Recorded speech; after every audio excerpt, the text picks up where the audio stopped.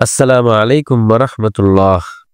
আচ্ছা, কেমন হবে যদি শুনতে পান কোনো এক রাতে ঘটে যাওয়া এক অলৌকিক ঘটনাকে কেন্দ্র করে সে দেশের রাজা সহ সমস্ত প্রজাই ইসলাম ধর্ম গ্রহণ করে ফেলেছেন? হ্যাঁ, আপনি ঠিক শুনেছেন। শুধুমাত্র একটি রাতের জের ধরে সে দেশের সমস্ত মানুষই মুসলমান হয়ে গেছেন। ইভেন আ সিঙ্গেল পার্সনও নেই যে ইসলাম গ্রহণ করেননি। মালদ্বীপে ঘটে যাওয়া এমনই এক বিশ্ববিখ্যাত সত্য ঘটনা আজকে আপনাদের সঙ্গে শেয়ার করতে চলেছি। প্রিয় দর্শক, তাহলে চলুন ঘটনাটি শুরু থেকেই শুরু করা যাক।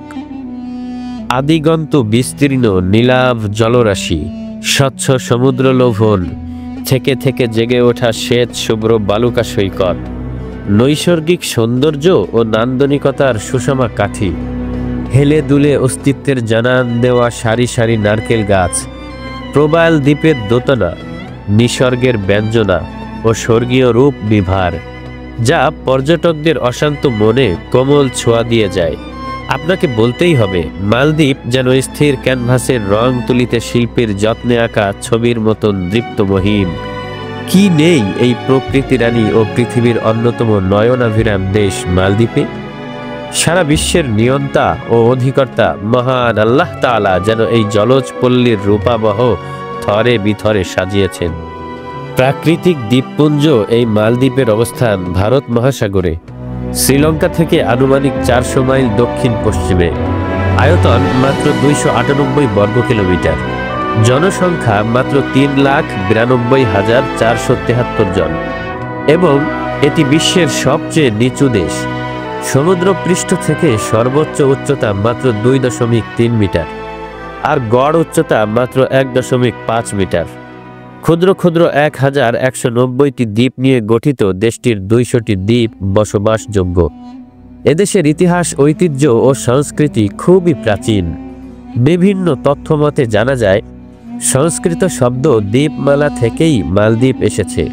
কারো কারো মতে মালদ্বীপ হচ্ছে দ্বীপ রাজ্য, আবার কারো কারো ভাষায় এটি হলো মহল দ্বীপ, যার অর্থ প্রাসাদ। মালদ্বীপের সংবিধান মোতাবেক দেশটির নাগরিক হতে হলে মুসলিম হওয়া আবশ্যক, ফলে অমুসলিম কোনো নাগরিক সেখানে পাওয়া যায় না। ইতিহাসের তথ্য মতে আরবি বণিকদের হাত ধরেই মালদ্বীপে সর্বপ্রথম ইসলামের আগমন ঘটে। মালদ্বীপে একসময় ইসলামের কোনো অস্তিত্বই ছিল না, কিন্তু বর্তমানে সেখানে শতভাগ নাগরিকই মুসলমান।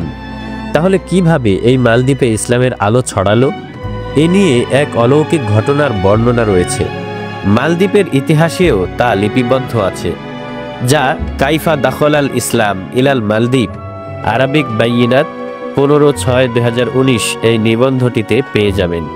বিশ্ববিখ্যাত মুসলিম ইতিহাসবিদ ও পর্যটক ইবনে বতুতা 1183 খ্রিস্টাব্দে মালদ্বীপ ভ্রমণ করেন। তিনি যখন সেখানে পৌঁছান তখন খেয়াল করেন সেখানে সবাই মুসলমান এবং মালদ্বীপের প্রতিটি শহর থেকে নগর আজানের মধুময় ধ্বনিতে মুখরিত। মালদ্বীপ ভূমি যেন নামাজের সিজদায় আলোকিত। এ অবস্থা দেখে ইবনে বতুতা খুবই বিস্মিত হলেন, কারণ তার জানা মতে কোনো ইসলাম প্রচারক মালদ্বীপে তখনও আসেননি। তাহলে এখানে এত বিস্তীর্ণভাবে ইসলামের আলো ছড়ালো কিভাবে? তিনি চিন্তায় পড়ে গেলেন। তখন তিনি এটা জানার জন্য সেখানকার অধিবাসীদের জিজ্ঞেস করলেন। দেশটির বাসিন্দারা তখন অত্যন্ত আশ্চর্যজনক একটি ঘটনার বর্ণনা দিল, যা ছিল এমন। একদিন আরবের কোনো এক বাণিজ্যিক জাহাজ পূর্ব দিগন্তে যাত্রা শুরু করল, কিন্তু জাহাজটি পথিমধ্যেই তরঙ্গ বিক্ষুব্ধ সমুদ্র ঝড়ে আক্রান্ত হয়ে পড়ল। এতে করে জাহাজের সমস্ত অভিযাত্রী মারা গেল। তবে একজন যাত্রী যে কোনোভাবে সেই ভেঙে যাওয়া জাহাজের একখণ্ড কাঠ আঁকড়ে ধরে এই মালদ্বীপে এসে আশ্রয় নিল। ভিনদেশী এই যাত্রী ছিলেন একজন আরবি যুবক ও পবিত্র কোরআনের হাফেজ। সেই আরবি যুবকের নাম ছিল আবুল বারাকাত ইউসুফ আল বারবারি আল মাগরিবি। অজানা এই দ্বীপে কোথায় যাবেন আবুল বারাকাত? কার কাছে মিলবে তার আশ্রয়? খুঁজে ফিরে এক বৃদ্ধার ঘরে আশ্রয় পান তিনি। আবুল বারাকাত তখন সবেমাত্র শৈশব পেরিয়ে কৈশোর থেকে যৌবনে পদার্পণ করেছেন, তাই তার চেহারায় দাড়ি বা গোঁফ গজায়নি। অতঃপর তিনি বন থেকে কাঠ কেটে জীবিকা নির্বাহ শুরু করলেন। এভাবেই চলছিল তার জীবন। একদিন বাড়ি ফিরে দেখেন আশ্রয়দানকারিণী বৃদ্ধা কাঁদছেন। সঙ্গে বৃদ্ধার মেয়েটিও কাঁদছে। তিনি কান্নার কারণ জানতে চাইলে বৃদ্ধা বলেন, আজ আমার মেয়েটা মারা যাবে। আবুল বারাকাত জিজ্ঞেস করলেন, আপনার মেয়ে কেন মারা যাবে? তিনি তো সুস্থ। বৃদ্ধা বললেন, ওই দেখো, মৃত্যুর দূত আমাদের ঘরের সামনে। তিনি বাইরে তাকিয়ে দেখলেন রাজার সৈন্যরা দাঁড়িয়ে আছে। তখন জানতে চাইলেন, তারা কি আপনার মেয়েকে হত্যা করবে?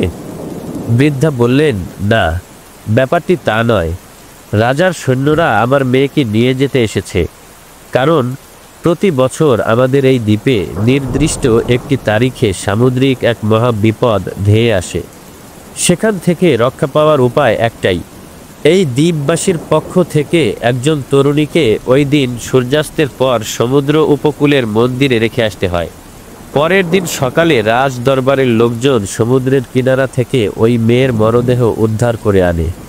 কোন মেয়েকে পাঠানো হবে তা প্রতিবারই লটারির মাধ্যমে নির্ধারণ করা হয়। দুর্ভাগ্যবশত এবার লটারিতে আমার মেয়ের নাম এসেছে, তাই আজ রাতে তাকে সমুদ্র উপকূলে পাঠানো হবে। কিন্তু সেখানে পাঠালে তো তার মৃত্যু অনিবার্য। বৃদ্ধা মহিলার এমন বেদনা বিধুর কথা শুনে আবুল বারাকাত বিচলিত হয়ে পড়লেন। পরোপকারী ও কৃতজ্ঞ তরুণ তখন বললেন, আপনার মেয়েকে পাঠানোর দরকার নেই, আমি নিজেই আজ রাতে সেখানে যাব, দেখি কি হয়।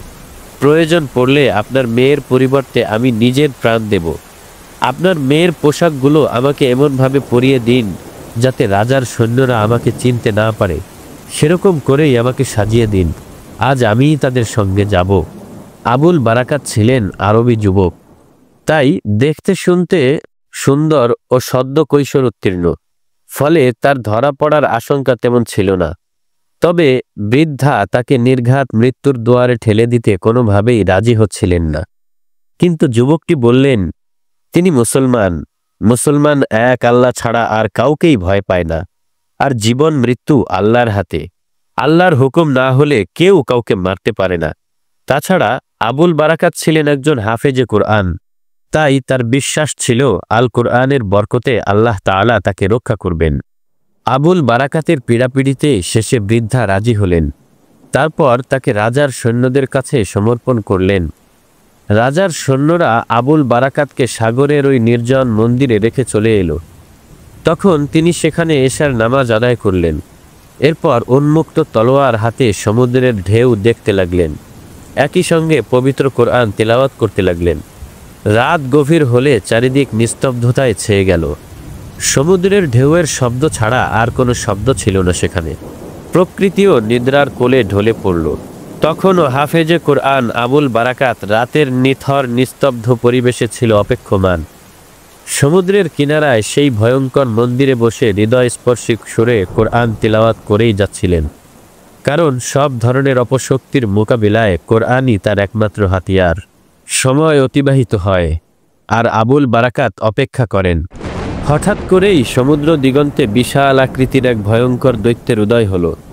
দৈত্যটি ধীরে ধীরে মন্দিরের অভিমুখে আসতে লাগল, কিন্তু কাছাকাছি এসে দৈত্যটি আচমকা থেমে গেল।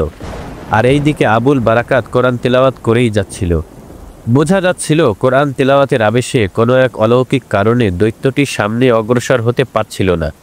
অবশেষে হার মানল সেই ভয়ঙ্কর দানবটি। কিছু সময় অবস্থান করে ভয়াবহ দানবটি যে পথে এসেছিল সে পথেই ফিরে গেল এবং একসময় সমুদ্রে মিলিয়ে গেল। অপরদিকে রাত পেরিয়ে সকাল হলো। সরকারি লোকজন যথারীতি লাশ নেওয়ার জন্য মন্দিরে এলো, কিন্তু তারা হতভম্ব হয়ে গেল। সেখানে কোনো লাশ নেই, কোনো মেয়েও নেই। এসবের পরিবর্তে তারা একজন মুসলিম যুবককে দেখতে পেল। তখন সৈন্যরা তাকে ধরে নিয়ে এলো রাজার কাছে। আবুল বারাকাত রাজাকে সবকিছু খুলে বলল। বিস্মিত রাজা তখন বিষয়টি সম্পর্কে নিশ্চিত হওয়ার জন্য ওই মেয়ে এবং তার মাকে ডেকে আনলেন। মেয়েটি ও তার বৃদ্ধা মা রাজার কাছে পুরো ঘটনার সত্যতা বর্ণনা করলেন। তখন বাদশাহ এই ঘটনায় সীমাহীন প্রভাবিত হলেন। তিনি বললেন, হে যুবক, এত বড় বিপদের সামনে তুমি একাকী দাঁড়ালে কিভাবে? যুবক বলল, আমি একা ছিলাম না মহারাজ, আমার সঙ্গে আমার আল্লাহ ছিলেন, আর আমার হাতিয়ার ছিল মহান আল্লাহ তাআলার পবিত্র কোরআন। রাজা ফের জিজ্ঞেস করলেন, তুমি ভয় পাওনি কেন? যুবক জবাব দিল, মুসলমান আল্লাহ ছাড়া আর কাউকেই ভয় পায় না। জীবন ও মৃত্যুর মালিক একমাত্র আল্লাহ। এরপর রাজা বললেন, তুমি কি আগামী বছর দৈত্যটিকে এভাবেই একা একা থামাতে পারবে? তখন যুবকটি দৃঢ়তার সঙ্গে উত্তর দিল, ইনশাআল্লাহ, আল্লাহ তাআলার হুকুমে আমি একাই যেতে পারব। তখন রাজা অতি উৎসাহিত হয়ে বলে উঠলেন, যদি তুমি এটা করতে পারো তাহলে আমরা সবাই মিলে ইসলামের সত্যতার সামনে মাথা নত করব। তখন উপস্থিত সবাই রাজার এ কথাকে সমর্থন জানালো। এরপর পরবর্তী বছর নির্ধারিত সেই তারিখে ঘটনাটি সবাই প্রত্যক্ষ করল। অর্থাৎ ওই যুবকের মোকাবিলায় সাগর দানব এবারও ব্যর্থ হয়ে ফিরে গেল। অবিশ্বাস্য এই ঘটনার পর থেকে সেই মহা বিপদ মালদ্বীপে আর আসলো না। তখন সেই রাজা ও তার দরবারের সবাই মিলে আল্লাহর কাছে নত হল এবং ইসলাম ধর্ম গ্রহণ করল। তারপর পুরো রাজ্যের মানুষ দলে দলে ইসলাম গ্রহণ করতে থাকল। জানা যায় যে প্রথম দিনেই ৬৫,০০০ লোক মুসলমান হলো। এরপর দলে দলে মালদ্বীপের সমস্ত মানুষ ইসলামের সুশীতল ছায়ায় এসে আশ্রয় নিল। এই ঘটনাটি ১১৪০ সালে ঘটে এবং বিশ্বব্যাপী আলোড়ন সৃষ্টি করে এবং সেই বাদশার নাম ছিল সনু রাজা। মরক্কোর বিশ্ববিখ্যাত পর্যটক ইবনে বতুতার সফরনামায় এই পুরো ঘটনাটির বর্ণনা পাওয়া যায়। প্রিয় শ্রোতাগণ, আজকের ঘটনাটি এ পর্যন্তই। আমাদের ভিডিওগুলো ভালো লাগলে চ্যানেলটিকে অবশ্যই সাবস্ক্রাইব করে রাখবেন এবং ইসলাম রিলেটেড যে কোনো ভিডিও দেখতে আমাদের চ্যানেলটিতে অবশ্যই ঘুরে আসবেন। ইনশাআল্লাহ তাআলা দেখা হবে আরও একটি নতুন পর্বে।